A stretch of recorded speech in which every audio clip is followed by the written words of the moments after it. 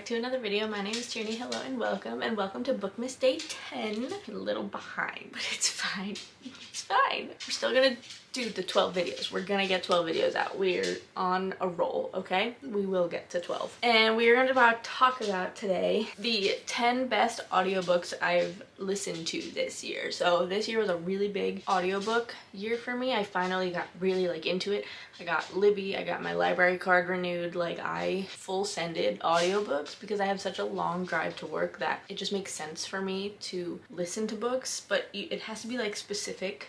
They have to have a good narrator, otherwise it kind of draws me out. I don't even know how many audiobooks I listened to this year. It was a good chunk. I don't remember though off the top of my head. I'll put the number of audiobooks I listened to here for you. So we're gonna go in order of kind of when I read them. Anyway, all right, the first audiobook that I read that I loved this year was Yours Truly by Abby Jimenez. It follows Brianna Ortiz, who I'm pretty sure is the sister to a character you meet in Part of Your World. So this is the second book, and about Jacob Maddox. And Abby Jimenez has such good narrators that they choose for her books. So they make the story feel real, and it's a soothingness to listen to. Some people's voices are just really grating and you can't listen, but her people that she gets are just so good, and that's why I really enjoyed that. The next one we have, which I'm sure everyone already has read, so I don't want to go too much into this book, but it is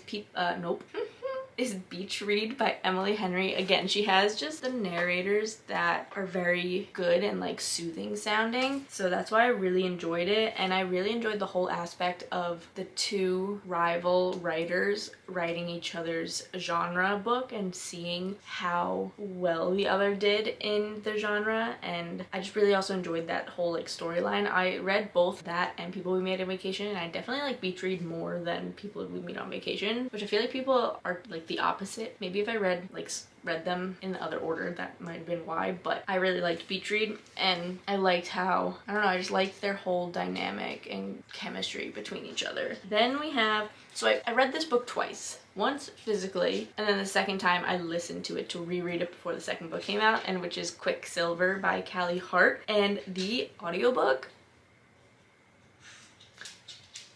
is just so amazing. I'm obsessed. Both of the narrators did such a good job with Saris and Kingfisher. The voices were just incredible, exactly how I would picture them sounding, and I felt like when you have dual characters or dual narrators, it really brings it to life, and it was just amazing. I'm obsessed with the audiobook. Definitely recommend listening to it. Well, I definitely recommend reading it also physically, but then listening to it was just so good, and it brought the whole thing to life, which I absolutely loved. Then we have What Happens in Amsterdam by Rachel Lynn Solomon. This is my first Rachel Lynn Solomon book. I've never read any of her other ones. I just kind of found it. With Libby, I tend to find just random books that are available and listen to them. So this is one of those that I just found, and I recognize the author, but I've never read anything of hers. So we follow the girl Danny, and Voucher is his name because he is from Amsterdam. He was her foreign exchange student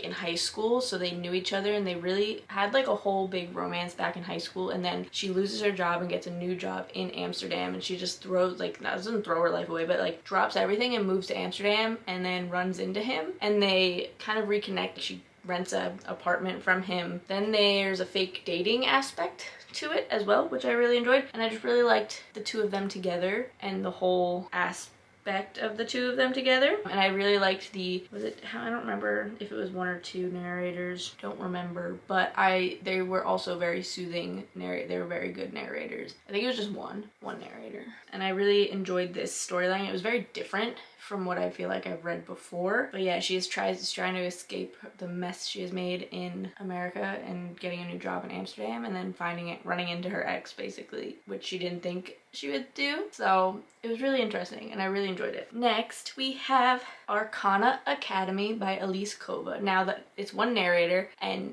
she did a phenomenal job. She does have a British accent, but I feel like it made the story with how the story is and takes place. It takes place in, obviously, an academy. If you have magical powers and can create these cards to then wield them. You got to get to go into this academy, and if you don't end up getting into it, you go to, I forget what it is, it's like mines or something, and you use your powers to do that. The whole thing was so cool. It's very slow paced. It's gonna be, I think, a trilogy. The second book comes out next July, I want to say. It's in my anticipated reads, I'm pretty sure. But it was so good, and I feel like this is such an underrated book, but it was so good that I bought the physical one. It's right here.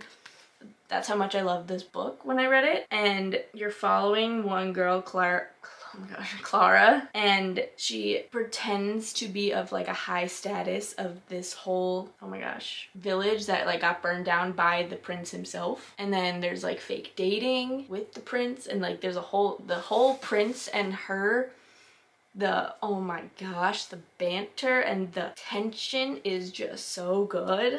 Oh, it's so good. Like, I can't even, oh, it's so good. I'm obsessed. Anyway, definitely go read that. It was so good. Then we have another one that I just randomly found. It seemed interesting. Like, I read what it was about and it seemed really interesting, and it's Code Word Romance by Carly Walker. So there's this prime minister, and this girl looks just like the prime minister of some country and gets scouted by the FBI to be her like double because she has been getting death threats, and the person who suggested her is actually her ex from back in the day. I don't remember if it was like high school or just back in the day, and it was so cool because it was like them reconnecting, and then her also, the whole mystery aspect of like who's trying to assassinate this prime minister.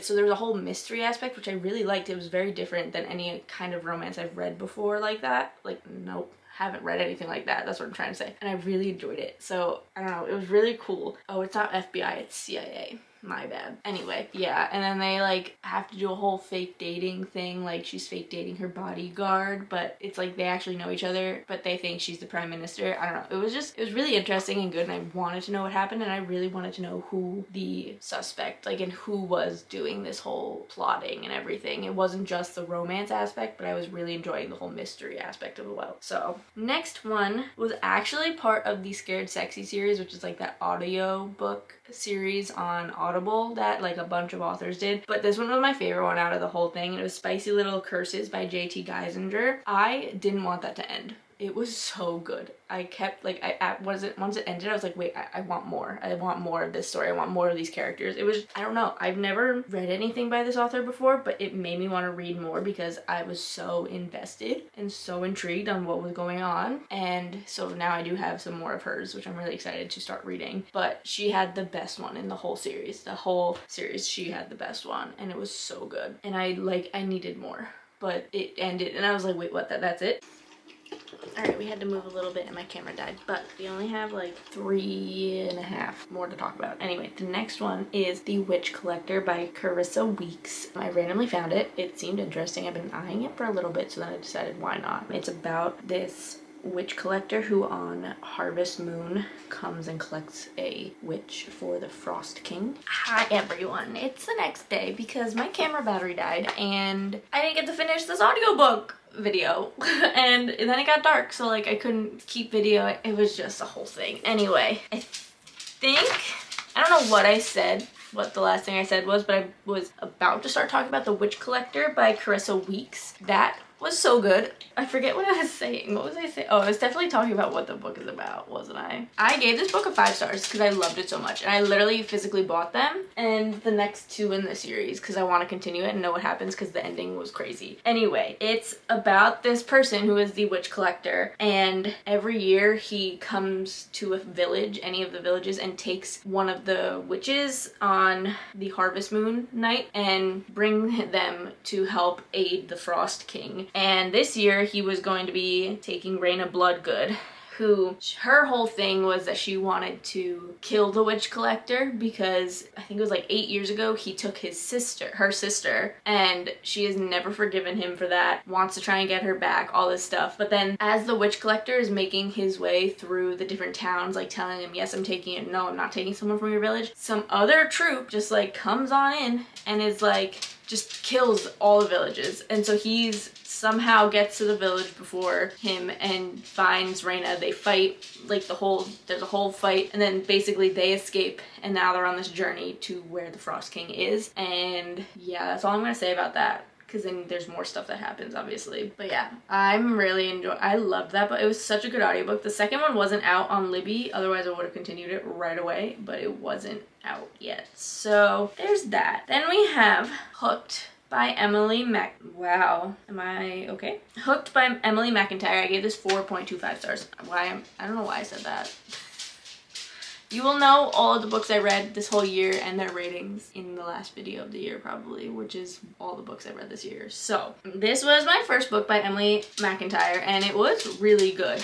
And I've never read any of the retellings. I did read the Never King series by Nikki St. Croix, which I really liked that one. But this was Hook and Wendy reimagining, not a retelling. It was a reimagining, and then they two get together, and it's a dark romance. And Peter's actually Wendy's dad, so it's like definitely different. But I really enjoyed it, and I enjoyed listening to it because I liked the dual narration and I liked the two narrators in it. And the way they talked was just really, I really enjoyed that. So yeah, Hooked is probably my favorite audiobook and book out of the whole series so far. I think I've read 4 of them, and this one and Scarred are my top 2. The other 2 were like okay, but those 2 were really good. The Hooked was just really good. It was like a great way to start a series, I think. And then the last one, which I literally just finished today, it is December 24th and I've just finished it today, was The Unhoneymooners by Christina Lauren. That, I loved the narrator, and I don't know, I read, which one was it? I read Love and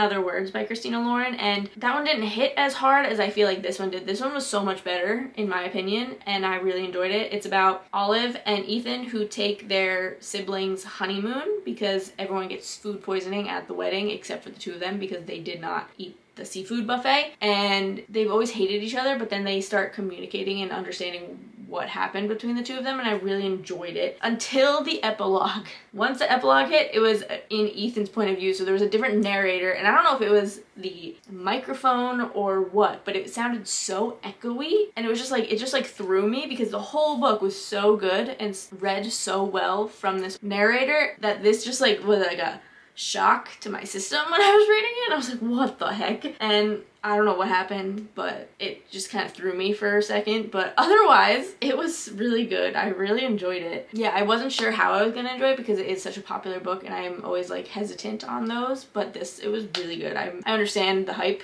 of this one. I really liked it. I do have an honorable mention. It didn't make the top 10, but I also put on here The Assistant to the Villain series. Now, it's read by the same narrator, all 3 books so far that are out, and I just hated the way she read the first book. She got a lot better between books 2 and 3, but the first book, I don't know what she was doing, but just the way she was talking, it like threw me so much. And I didn't, like, I don't know why she was talking the way she was talking. I can't even explain to you it. It would be like she would not really end the sentence. She would be like, she would end the sentence so monotoned, like every single time, and it would be like, and then this happened. Like, I don't know if that, I don't know. It was not good. So she got better though in the other 2 books, and I just love that series so much. So that's why it's an honorable mention, because it's one of my favorite series I've read so far this year, and that's why. But the first one was a little rough. I was like, oh my gosh, I hope they get a new narrator, but then they didn't. But I was really nervous for the second book when I started listening to it, but she did do a lot better in the second and third book, I will say. She figured it out. I don't know what she did, but she figured it out and did not do that as much anymore. She did it a little bit, but not as much, so it didn't really distract me from the story being told, which is really good. Those were the 10 best audiobooks I listened to this year. I definitely recommend listening to audiobooks. It is such a great way to consume books. I was always skeptical about it at first, but now I'm a fan. I do that constantly. Like, I'm always scrolling looking for a new book to listen to on Libby's, so definitely recommend. And that's gonna be it for Bookmas Day 10. It's very, very late, but it's fine. Thank you so much for watching. Hope you enjoyed. If you did, be sure to give it a big thumbs up, and don't forget to subscribe down below for more fun bookish content. Happy Bookmas Day 10, and I love you all so much, and I will see you in my next video. Bye!